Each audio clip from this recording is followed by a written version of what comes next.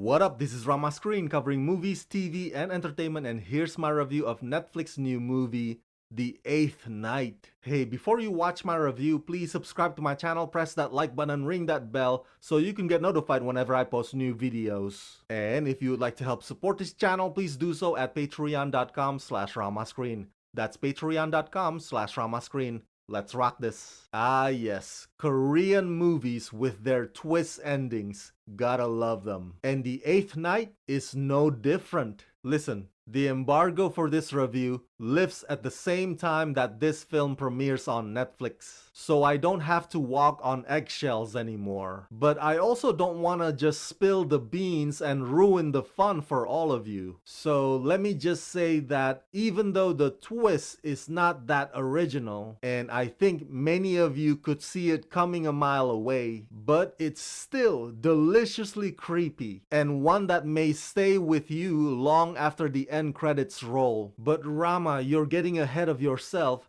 Is The Eighth Night scary or not? I would say it's scary, but keep in mind that it doesn't have the advanced CG bells and whistles that Hollywood does. And all of it comes down to the script that hopes to throw you in for a loop.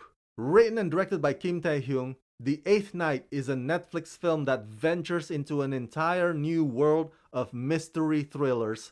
It centers on a life or death battle spanning 8 days to prevent the breaking of the sea that restrains that which must not be awakened, because once awakened, it can cross the stepping stones to wreak havoc on this world.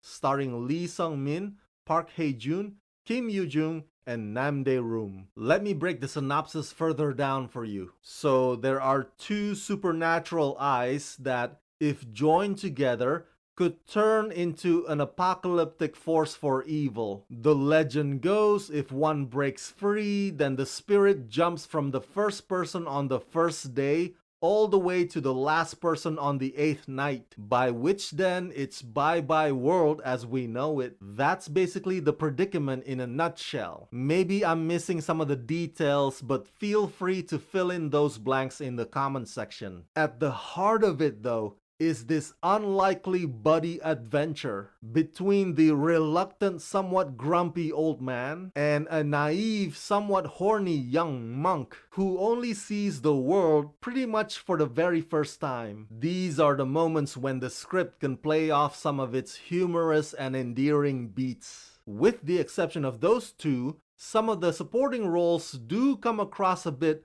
underdeveloped, which includes the one-dimensional detective whose arrogance is abrasive. The pacing can be a bit slow on some parts, and the runtime could have been trimmed down significantly. I truly believe that this movie could have accomplished all that it needed to without having to hit that 2-hour mark. The performances of the two leads specifically are great, and instead of focusing on the big metropolitan, The Eighth Night spends most of its time giving you a look at the narrow alleyways through some of the working poor neighborhoods. The Eighth Night may not necessarily be groundbreaking, but writer-director Kim Tae-hyung made sure that the tragedies that happen along the way and the backstories behind them are deeply felt. So much so that yes, this movie is scary, but it's also emotionally powerful. I really enjoyed The Eighth Night. The horror drama fan in me is content.